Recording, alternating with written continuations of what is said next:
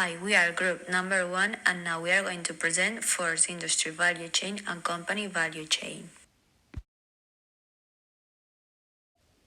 Start with the industry value chain in 1920. Initially, Ford was a small manufacturer who just assembled cars, but due to a market failure of raw materials and components in World War I, Ford had to make an integration backwards to be able to create value.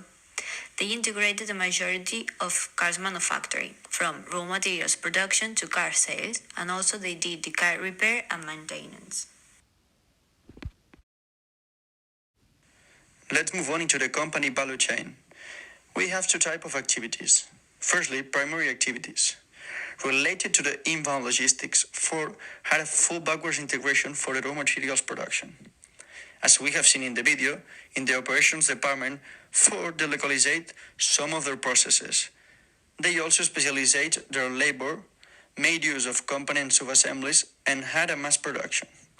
On the other hand, related to the outbound logistics, Ford had a mixed structure with independent dealerships who takes care of all the cost and other Ford dealers. In the marketing and sales department, when they launched the Model T, it became the first widely affordable automobile.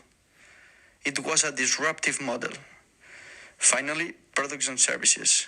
Ford standardized industrial components. Between 1903 and 1908, Ford introduced a variety of products, A, S, T, and others.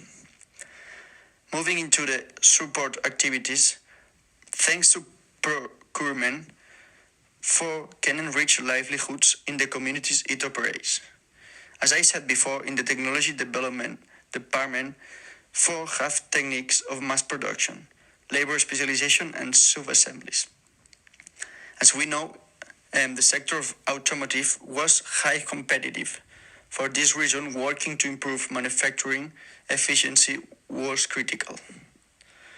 Moving into the human resource department, for employee turnover was rising, double daily pay, could shift to 8 hours and reduce the work week to 5 days.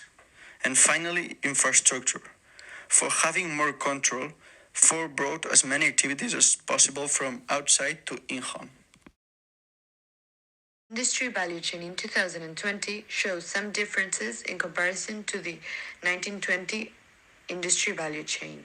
However, globally, we can see Ford focuses on managing the most of value chain in a manner to avoid wastage of resources, grow cost efficiency, and achieve superior results through efficient use of resources.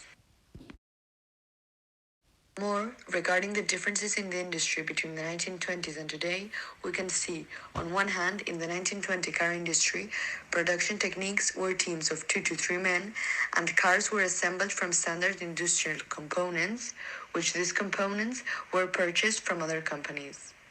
On the other hand, the new aspects in 2020 are logistic providers from raw materials to part manufacturing, the use of e-commerce, company dealers for sales instead of direct sales to customers, dealership workshops after sales besides maintenance, and the use of dealerships from car assembly to car sales. And finally, the differences between the 1920s and today's Ford manufacturing. In the 1920s, what prevailed was the localization of processes, the vertical integration, and the mass production, moving assembly line and labor specialization, whereas today, environmental revitalization of the industrial complex is more common, the use of logistic providers is also common, and finally, the new assembly lines and lean manufacturing complex have been a huge change in comparison to the 1920s.